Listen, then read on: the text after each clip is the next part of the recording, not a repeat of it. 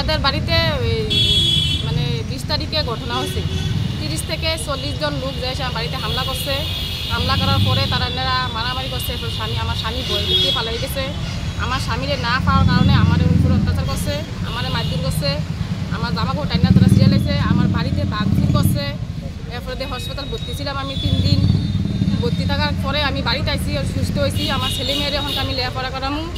এই টিচারে আমি ফোন করতেছি। টিচারে ফোন করার পরে টিচারে বলছে আমারে তানেরা বাধা দিছে, আমি আপনার যাইতে পারতাম না। আমি কইছি কে বাধা দিছে, টিচারের নাম বলছে না। তারপরে আমি কইছি নতুন ছিল আপনারা বাধা দিছে, নতুন ছিল বাধা দিছে, মানে নতুন ছিলের নেত্রী যায় তানেরা বাধা দিছে আমি যাতে লেখাপড়া যাতে না করে। মানে কিটা আমার স্বামীর একটাই দোষ, আমার স্বামী শুধু কংগ্রেস করে, বাড়িতে শুধু পতাকা লাগায়। আমার স্বামীর 2 দোষ, আমার স্বামী আর কোনো দোষ নেই।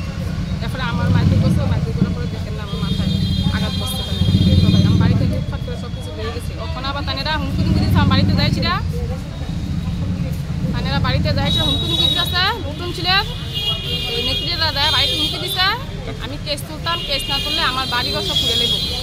তানেরা এরকম সব কিছু সাজাইতেছে। কি নাম আপনার? আমার নাম ফিরোজা বেগম। আপনার স্বামীর নাম কি? হাসান আলী।